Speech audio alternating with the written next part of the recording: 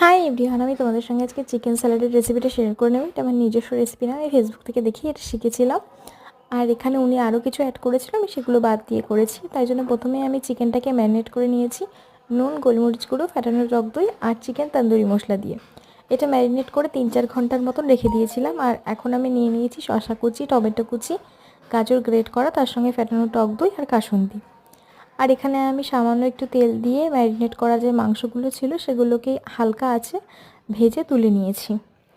আর এবারে আমি একটা মিক্সিং বোলের মধ্যে ফেটানো টক দইটা দিয়ে দিলাম আর তার সঙ্গে দিচ্ছি কাসুন্দি। সামান্য পরিমাণ কাসুন্দি দিয়ে এটাকে ভালোভাবে মিক্সড করে নিতে হবে। মিক্স করে নিয়ে তারপরে ওর মধ্যে দিয়ে দিতে হবে নুন, এটা পরিমাণ মতন দেবে। আর তার সঙ্গে দিয়ে দিলাম আমি সামান্য ঝাল লঙ্কার গুঁড়ো। এটা তোমরা দিতেও পারো, নাও দিতে পারো, এটা অপশনাল। আর তারপরে এর মধ্যে একে একে গাজর গ্রেট করে রাখা সেটা, আর হচ্ছে গিয়ে শসা কুচি, টমেটো কুচি, এগুলোকে দিয়েও ভালোভাবে মিক্সড করে নিতে হবে। আর তারপরে আগে থেকে ভেজে রাখা যে চিকেনটা ছিল সেটাকে একটুখানি ভেঙে দিতে হবে, বা তোমরা চাইলে এরকম বড় বড় পিসও রাখতে পারো, তাতে কোনো অসুবিধা নেই। আর ওই চিকেনের পিসগুলোকে দিয়েও ভালোভাবে মিক্সড করে নিতে হবে।